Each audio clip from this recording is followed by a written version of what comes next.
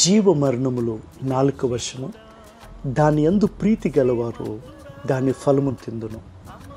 సామెతల గ్రంథం 18:21 ఈ మాట రాయబడింది. మన యొక్క నాలుక చిన్నది అయినా మన సర్వ శరీరమును మరి కాల్చగలిగినంత శక్తివంతమైనదంట.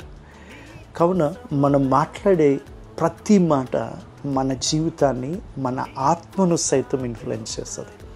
అందుకని సామెతల గ్రంథం 15:4 అంటాడు, సాత్వికమైన నాలుక జీవ వృక్షము, దానిలో కుటిలు తీయుండిని ఎల్లా అది ఆత్మకు భంగము కలుగును. కాబట్టి మనం మాట్లాడే మాటలు మన జీవితానికి జీవాన్ని, మన జీవితానికి క్షేమాన్ని, మన యొక్క ఆత్మకు మరి ప్రోత్సాహాన్ని, బలాన్ని ఇస్తాయి. కావున అట్టి మాటలు మాట్లాడే కృపను దేవుడు మనకు అనుగ్రహించిన గాక.